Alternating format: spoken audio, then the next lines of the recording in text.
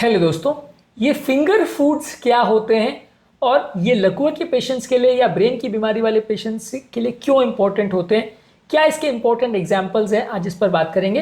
काफ़ी पेशेंट्स को यूजुअली बोला जाता है कि अगर किसी को लकवे का प्रॉब्लम है या खाना खाने में दिक्कत हो रही है तो उनको फिंगर फूड्स देने चाहिए।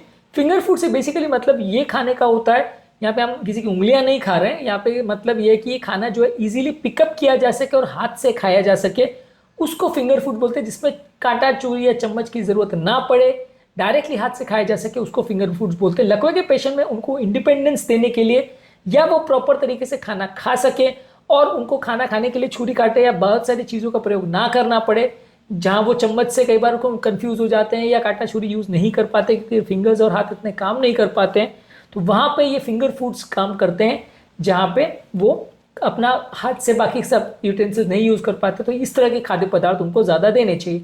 ये खाद्य पदार्थ कौन कौन से तरह के होते हैं, इनके क्या इंपॉर्टेंट एग्जाम्पल्स हैं, आज इस पर बात करेंगे ताकि आपको ये इंपॉर्टेंट अंडरस्टैंडिंग मिल सके कि लकवे के पेशेंट्स को ये खाद्य पदार्थ ज़्यादा मात्रा में देने चाहिए, उससे उनको खाना खाने में सहूलियत या सुविधा होगी।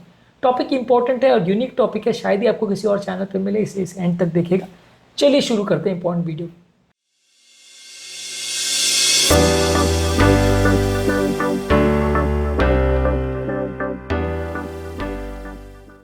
सबसे पहले फिंगर फूड कितने टाइप्स का होता है, इसमें आप फ्रूट्स दे सकते हैं, खासकर सॉफ्ट फ्रूट जैसे बनाना के स्लाइसेस, स्ट्रॉबेरीज और मेलन के चंक्स। इसके अलावा कुछ फर्म फ्रूट जैसे एप्पल के स्लाइसेस दे सकते हैं, और अगर प्रॉपरली खाना निगल सकता है तो ये दीजिए, नहीं तो मत दीजिए। इसके अलावा आप अंगूर को काट के दे सकते हैं, अंगूर को दो टुकड़ों में काट के दे सकते हैं, लेकिन ये सारी चीज़ों में आपको सीड्स को निकाल देना चाहिए, बीज निकाल देना चाहिए। कई बार वो पेशेंट की श्वास की नली में फंस सकते हैं, पर अगर पेशेंट चबा सकता है चीज़ों को तो उनको एप्पल या अंगूर ऐसी चीज़ें दे।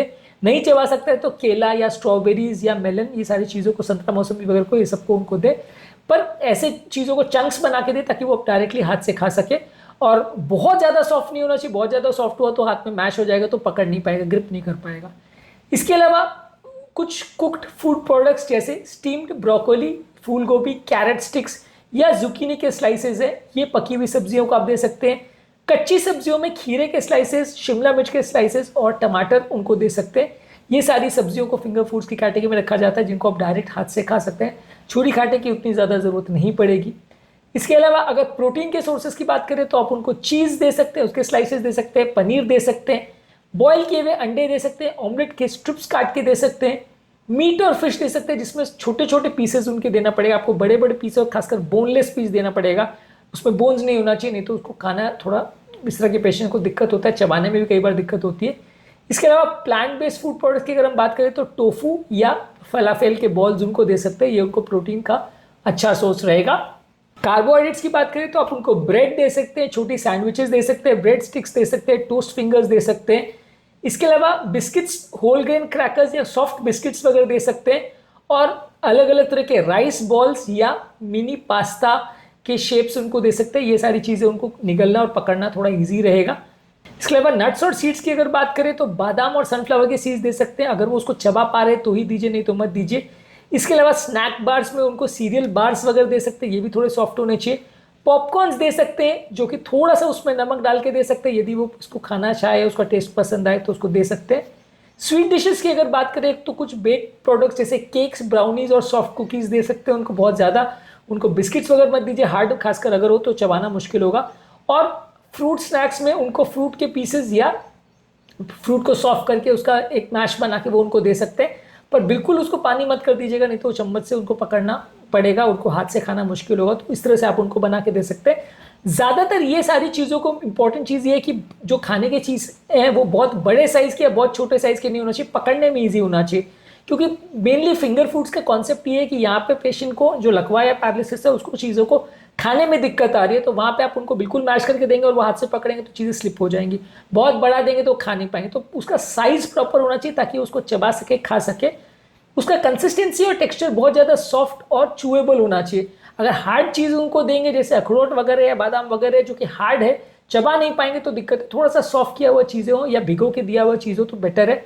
उसका टेक्सचर थोड़ा सा यूनिफॉर्म होना चाहिए, अगर कोई चीज़ बहुत मल्टीपल अलग अलग टेक्सचर की तो चोकिंग का रिस्क बढ़ जाता है, तो ये सारी चीज़ों को ध्यान रखने की ज़रूरत है।